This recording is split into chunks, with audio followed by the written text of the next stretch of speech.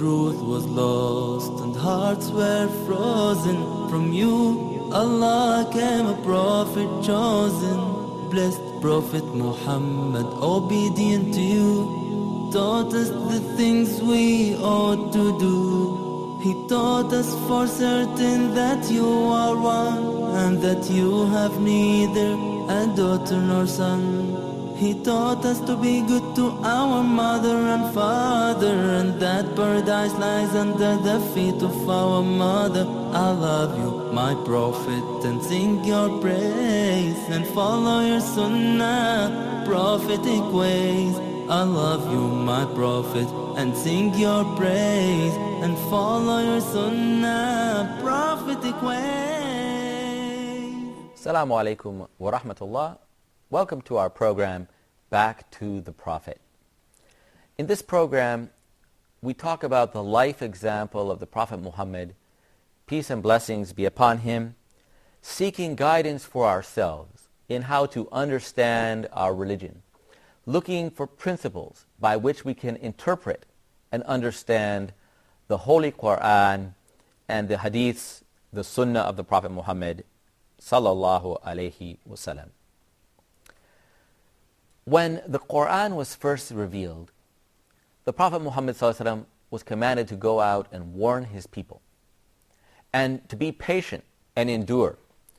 And the Prophet was promised suffering and persecution at the hands of his own people. But little did he expect how severe the opposition would become, so that his few followers were tortured, killed, and abused and reviled. And he himself was the object of ridicule and persecution. They used to come to him when he was in prostration and prayer and throw refuse and garbage upon him, and the entrails of slaughtered camels and other disgusting trash. If you imagine the weather in Mecca, how hot it is, and if you were to slaughter an animal and leave the entrails overnight, how horrible, putrid, horrible stench that would have. And that's what they did. They took that stuff and threw it upon the Prophet's back when he was prostrating during prayer. They warned people, don't let this man, when he comes to you during the pilgrimage, don't listen to him. He will work his magic upon you, and he will cause you to leave your religion and leave your family and cause you to be an object of ridicule. But that was not enough. The Prophet would continue, and he did not give up. But every time the pilgrimage would take place, and there was a trade fair going on somewhere or another nearby Mecca, he would go out and look at the different tribes. And those tribes had chieftains and powerful individuals. And he would go to them and say, who can protect me? Who can take me back to his people so that I can convey my message? The Prophet knew, sallallahu alaihi wasallam, that he had to deliver this message not simply within the confines of Mecca, but he was using Mecca as a center of commerce and a center of pilgrimage to reach out to all the neighboring peoples in all the neighboring countries. And he needed to find a patron, somebody who would offer him safety and security in his country, among his people, so that the Prophet ﷺ could convey the message of the Quran.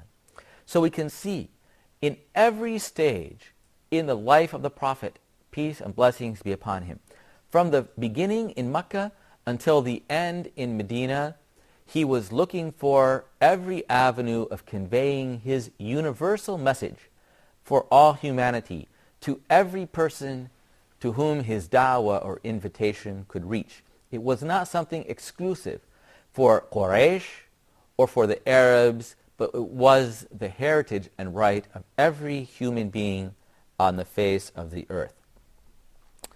So Quraysh started to think, we're trying every way we can. The Prophet is going out now and embarrassing us. He is going to people and saying, my own people are threatening me and abusing me. Won't you give me protection?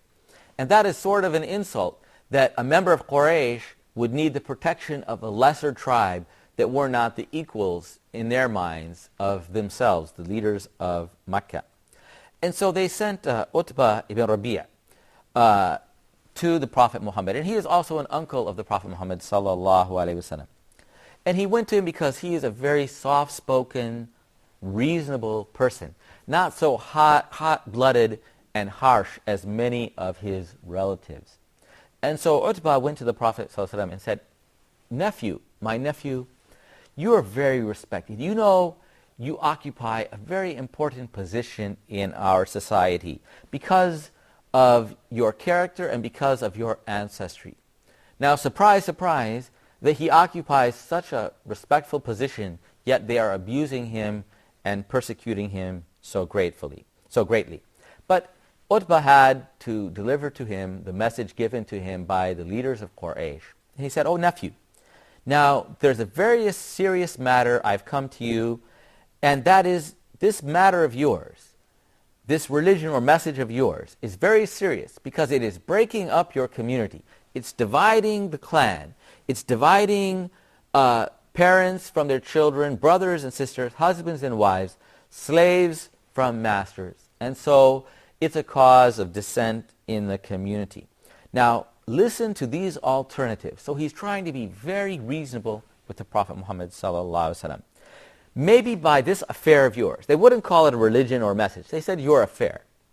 "By this thing of yours, or this message or affair, maybe you desire to increase your wealth." Now we know the Prophet already gave up a lot of wealth, but in any case, it's insulting to him that he would do all of this negative behavior simply to profit when he was well known as a very honest and truthful, respected member of the community. So he said, "If you want wealth, we will all collect money and we'll make you the richest among us." So very patronizing of them. The Prophet Muhammad ﷺ had no difficulty in amassing wealth through trade, and he was very skillful in trading and in commerce. And yet they thought that they would need to give him out of their wealth and make him wealthy just to shut him up, and that he would surrender and give up this affair or this thing of his. Or perhaps it is money, perhaps it is not money you desire, but you want to be our leader, and you want us to consult you in every affair. So we will make you our leader, and anything that we have, anything that is going on in the community, we will ask you your opinion.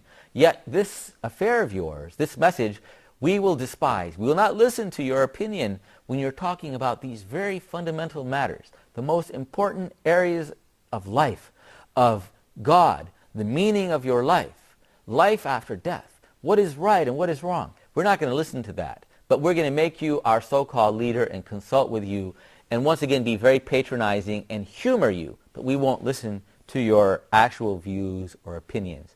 Or perhaps you want to be a king, and so we will make you our king. And of course, obviously, you would be a figurehead. You would have no power, but we would pretend that you are our king and honor you, like the figurehead kings today who are king in name only and have no power or rule over their subjects. So we will all act and bow down to you and honor you with our lips, but we will not listen to you. We will not open our heart or our mind to your message. And so these are actually very insulting, even though he's being very polite in the way that Utbah ibn Rabi'a talks to the Prophet. And then he goes on, "And perhaps this is caused by an evil spirit that has come to you, and you can't eradicate the spirit. So we will use all of our money, we will spare no expense, and bring the best doctors, the best atibba, the best traditional doctors, to find a cure for you." And so once again, they're insulting him as if he were a crazy person, and his message is something that is not rational or cannot be understood by the human mind. And there are many versions of the story where they say certain statements on behalf of the Prophet ﷺ, which are not necessarily authentic. But what we know is the Prophet recited for them the verses of Surah Fussilat. Hamim Tanzilun min ar-Rahman Rahim. Hamim are two Arabic letters that are found in the beginning of many different ayahs or many different chapters of the Holy Quran, as a challenge to the Arab people that this Quran is revealed in your language with these Arabic letters, yet you yourselves have no ability to create one surah or a few surahs like unto this Holy Quran. And so that is a challenge from Allah, and Allah knows best. This is a revelation sent down from on high, from the all-merciful, the ever-merciful Allah Almighty. Kitabun fusilat ayatuhu, Qur'anan Arabiyyan liqawmin ya'lamun. A divine book, a scripture from Allah, the message or ayat, the messages or verses whereof have been clearly spelled out in detail. Fusilat, not something of no sense, but detailed knowledge coming from Allah Almighty, not from an insane person or sick person. Qur'an, a recitation of the Holy Scriptures, Arabian, in clear Arabic tongue, liqawmin ya'lamun, for people who have knowledge. That is, who have an open mind to their inward fitra and pure Islamic nature upon which every human being was created, and will listen with their intelligence to this message. So all the Prophet wants from them is to listen to his message and open their hearts, not to give him money or power or royal titles, but to simply accept this message from Allah. Bashiran wa nadiran fa'arad fa'aktharuhum fa'arada aktharuhum fahum la yasma'un. You are a herald, or the Qur'an is a herald of good tidings and a warning. Yet this Qur'an which Allah has offered to them, most of them turn away and will not listen to this message and do not hear. And that is the reality of his people. وَقَالُوا قُلُوبُنَا فِي أَكِنَّةٍ مِمَّا تَدْعُونَ إِلَيْهِ. Our hearts are sealed, they are veiled, and so we are unable to hear. As if they had no mind, they had no ears, they could not hear, and they could not understand what they did hear. And so they're pretending that their hearts are not able to understand, or their minds cannot understand what he is saying. وَفِي آذَانِنَا وَقْرًا. And so in our ears is deafness, we cannot hear. And so بَيْنَنَا وَبَيْنَكَ hijabun, there is a screen or a barrier placed between you, O Muhammad, and between us. فَأْمَلْ إِنَّنَا عَامِلُونَ. Therefore, do what you do, and we will continue to do as we always have done. And so in these verses of the Holy Qur'an in Surah Fusilat, Allah is refuting these statements of Quraysh that the Qur'an was coming from the imagination or the illness of the Prophet Muhammad sallallahu alayhi wasallam. قُلْ إِنَّمَا أَنَا بَشْرٌ مِثْلُكُمْ يُوحَى إِلَيَّ أَنَّمَا إِلَهُكُمْ إِلَهٌ وَاحِدٌ. Say, I am but a human being like you, but this revelation has come to me that your God is one God. Therefore, worship him alone. وَاسْتَغْفِرُهُ وَوَيْلٌ لِلْمُشْرِكِينَ. Therefore, seek his forgiveness, and woe to those who worship other gods beside him. And so he is calling them to the pure religion of Abraham, the worship of God Almighty, forsaking man-made mythologies, made-up names and idols which they worship beside him alone. And he will not take their money, their wealth, or anything they offer him. We'll go to a break. We'll be back shortly. Assalamu alaikum. I love you, my prophet, and sing your praise, and follow your sunnah, prophetic ways.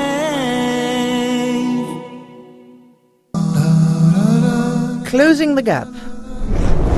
Why closing the gap? In this program, Sheikh Yusuf Estes and Omar Dunlap are going to discuss how to bridge the gap between peoples of different cultures and orientations, the gap between males and females, Muslims and non-Muslims, the East and the West. Human beings feel like that they're being slighted one way or the other. The gap between the youth and the elders, the gap between various status in working, the work field, and education, and then trying to provide solutions for these particular problems.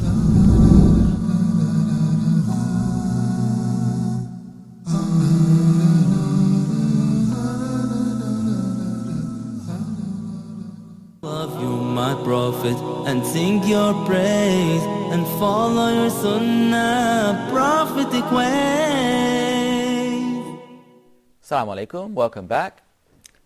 We're talking about the early years of the mission of mercy of the Prophet Muhammad, peace and blessings be upon him, as he took this message to his people to deliver them from the sure destruction that awaited them if they continued in their rejection of Allah, their mindless pursuit of wickedness and wealth at the expense of the morality and the system of values taught by the prophets of God, including their ancestor Abraham, to whose shrine and place of worship in Mecca all the Arabs came in pilgrimage. And so they offered the Prophet wealth, power, influence, and he refused all of those things. But he recited only the revelation of Allah Almighty. And he said to them in reciting the verses of the Holy Quran, فِإِنْ عَرَضُوا فَقُلْ أَنذَرْتُكُمْ صَاعِقَةً مِثْلَ صَاعِقَةِ عَادٍ وَثَمُودٍ. Allah is warning them, if they reject this message, they will have a sudden punishment coming upon them, like a thunderbolt that will strike them dead, as the previous people known to them in the ancient Arabian history of Ad and Thamud, two ancient peoples living in the north of Arabia and the south of Arabia, who rejected their prophets, Salih and Hud, and were destroyed, and became a well-known parable among the Arab people, who saw the ruins of those ancient civilizations and saw their sudden destruction because of their arrogance and their hard-heartedness. So Allah is warning them that the same end that happened to those people could also happen to the people of Mecca. And that is not what the Prophet wanted. But as he recited this verse from the Holy Quran, from Surah Fussilat, to Utbah, Utbah got up quickly and afraid, as if suddenly a thunderbolt is going to come out of the sky. He really felt at that moment that the Prophet was true and that perhaps Allah would strike him dead at that moment. And so he ran away quickly from the Prophet sallallahu alayhi wasallam. If you turn away and reject, bad things are going to happen to you. And that is a natural law. And that is because the Creator of the heavens and the earth, who has given us everything that we enjoy in this earth and made this earth to be a habitable place for human beings, where we can prosper and survive and advance. He has made certain natural laws, and if we violate those laws, then the destruction of our society and culture is a guaranteed end result unless we reform and turn back to the way of life of our Creator, Allah Almighty. After this time, the Quraysh went to the Prophet's uncle. The Prophet's grandfather, Abdul Muttalib, had passed away many years before, and the Prophet had been raised in childhood by Abu Talib. And Abu Talib was a very kind and poor person, but he was very well respected among Quraysh. And they told him, surrender Muhammad to us. And he refused. Of course, he would not give up his nephew to them. And so they said, he's making trouble. He is denying your ancestors' religion. And Abu Talib did not deny his ancestors' religion. He was comfortable with what he had received from his parents and grandparents, and he was not going to change it. So they pressured him to surrender up his nephew in their control, because they couldn't kill him. Otherwise, his family, Banu Hashim, his clan, would have to seek vengeance against the murderers of Muhammad sallallahu alaihi wasallam. But Abu Talib went to the Prophet and told him, will you do this for me?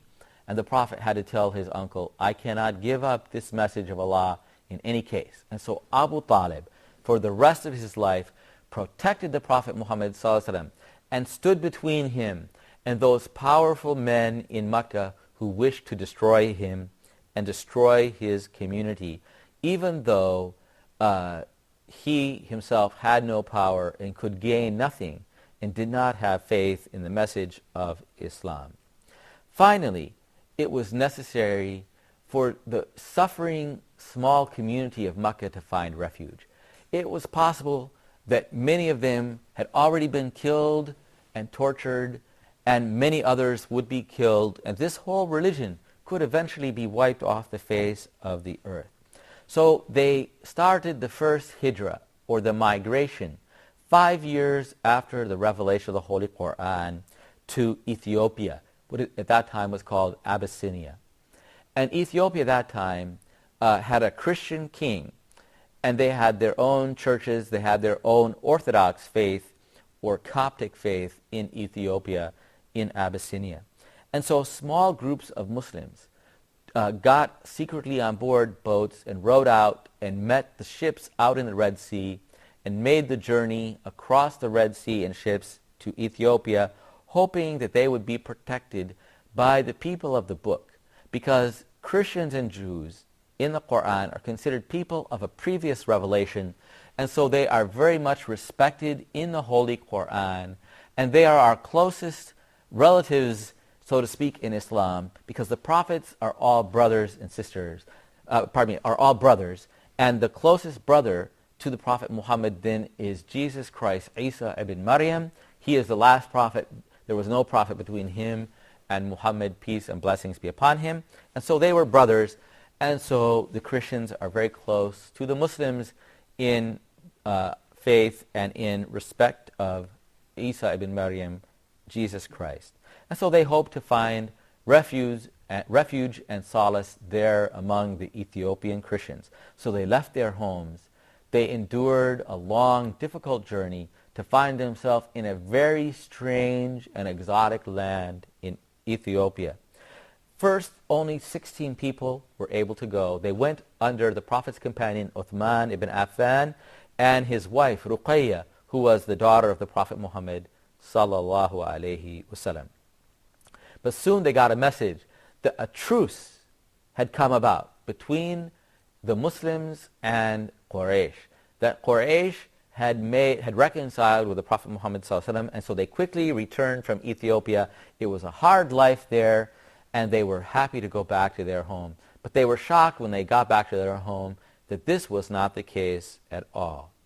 And this was a situation which there is much misunderstanding and a lot of forgeries and made-up tales and fables that they call Qisat al-Qaraniq, which is about the so-called daughters of God, or these three gods that were invented by the Arab people, Manat, Allat, and Uzza, who were deities worshipped as children of God or mediators between the human being and God. And so the Prophet Muhammad sallallahu alaihi wasallam was reciting the Quran to his people. And he recited chapter 53, Surah An-Najm. And there was a misunderstanding as to the meaning of some verses that were recited to him in the ears of Quraysh, or by their claim. And so Allah subhanahu wa ta'ala said in this surah, أَفَرَأَيْتُمْ اللَّاتَ وَالْعُزَّى وَمَنَاةَ الثَّالِثَةَ الْأُخْرَى. Have you seen, consider then, these three deities that you worship, Allat, Al-Uzza, and Manat. This is the sort of trinity, or the three favored deities among the Arabs of that time. And they believed these three were intermediaries between them and Allah Almighty. And perhaps the unbelievers, when they heard the mention of their gods, they bowed down and worshipped with the Prophet Muhammad sallallahu alaihi wasallam. But there are some made-up tales that people tell that Shaitan whispered in the heart of the Prophet Muhammad and put some false revelations, and the Prophet Muhammad slipped and mentioned this whispering of Shaitan falsely as if it were praising these three deities. And that is far from the case. As Allah said, وَمَا يَنْتِقُ عَنِ الْهَوَىٰ, He does not pronounce anything from His own desires. إِنْ هُوَ إِلَّا وَحْيٌ يُوحَىٰ. It is only revelation given to Him by Allah Almighty, inspired to Him by Allah. And He is protected from the whisperings of Shaitan by the angels who cast fiery missiles at the jinns and spirits and devils who try to hear any of the revelation or interfere and listen to any of the news of heaven. And so None of these false stories are narrated by any of the companions, any of the Sahaba, and none who narrate these stories were known to exist in the time of the Sahaba, and so they are false stories. But by the end of this chapter, they had prostrated, but quickly, when they understood that Prophet Muhammad was not compromising and was not honoring their idols, they quickly backtracked and rejected and resumed their persecution of Islam. And so Allah in this surah quickly and clearly refutes the idea that these idols are anything, and He said that these are in hiya illa asma samaytumuha antum wa aba'akum. They are only names that were invented by you and your fathers. Ma anzalallahu biha min sultan. There is no authority for these names from Allah. These were simply names of people who maybe were pious men who lived in the past, who came to be honored by their people. And so Shaitan, the devil, inspired ignorant people to worship them as gods besides Allah. And so the Quran declares firmly that all of those are only false names and mythologies. May Allah Almighty guide us to the authentic understanding of Islam, the Quran and Sunnah. Assalamu alaikum wa rahmatullahi wa barakatuh. When truth was lost and hearts were frozen from you, Allah came a prophet chosen, blessed Prophet Muhammad, obedient to you, taught us the things we ought to do. He taught us for certain that you are one, and that you have neither a daughter nor son. He taught us to be good to our mother and father, and that paradise lies under the feet of our mother. I love you, my prophet, and sing your praise, and follow your sunnah, prophetic ways. I love you, my prophet, and sing your praise, and follow your sunnah, prophetic ways.